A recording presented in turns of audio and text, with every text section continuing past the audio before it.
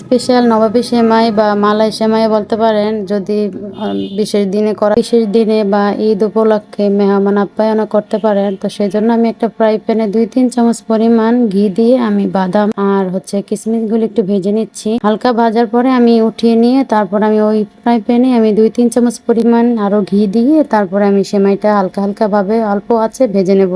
আর ভেজে নেওয়ার মাঝখানে আমি এবার ফুড কালার দিয়েছি একটু, আপনারা চাইলে স্কিপ করতে পারেন, সমস্যা নেই। আর আমি 1 বাটি দুধ দিয়ে দিলাম, দিয়ে আমি ভালো মতো নাড়াচাড়া দিয়ে ভালো মতো আর একটু ভেজে নেব। আর সাথে দিয়ে দেবো আরেক বাটি চিনি। চিনি যেমন যে খায় বেশি কম দিতে পারেন, বাড়িয়ে কমিয়ে। আর ভালো মতো ভাজা হইলে এক সাইডে একটু হালকা লাল লাল হয়ে আসলে ভেজে রেখে দেবো। আর একটা কড়াইতে আমি এখানে 1 লিটার দুধ টানিয়ে 1/2 লিটার করেছি, করে আমি এখানে কাস্টার্ড পাউডার আমি গুলিয়ে 4-5টা টেবিল চামচ পরিমাণ দিয়ে দিয়েছি। দিয়ে তারপর আমি সাথে এখানে 2-3 চামচ পরিমাণ এখানে দুধ দিয়ে দিচ্ছি, গুঁড়া দুধ দিয়ে তারপর আমি ভালো মতো একটু স্টেনার দিয়ে নিয়ে সুন্দর মতো ফুটিয়ে টানিয়ে নেব আর কি। এটা একটা মালাই না হওয়া পর্যন্ত আমি এটা রান্না করব। তো আমার মালাইটা একটু ঘন হওয়ার পরে মালাই এরকম দেখতে সুন্দর দেখা যায়। আর উঠানোর আগে আমি এখানে ফ্লেভারের জন্য ঘি দিয়ে দিচ্ছি 2-3 চামচ পরিমাণ, দিয়ে আমি ভালো মতো নেড়ে চেড়ে তারপর ঠান্ডা করার জন্য এক সাইডে রেখে দিয়ে আমি এখানে একটা সার্ভিং ডিশে আমি প্রথম 1 লেয়ার দিয়ে দিচ্ছি সেমাইটা ভালো মতো সেট করার পরে আমি মালাইটা দিয়ে দিচ্ছি। তো মালাইটা ভালোভাবে দেওয়ার পরে আমি উপরে আরেকটা লেয়ার দিচ্ছি সেমাই। অনেকে চাইলে আরেকটা লেয়ারও দিতে পারেন, সমস্যা নেই। তো আমি উপরে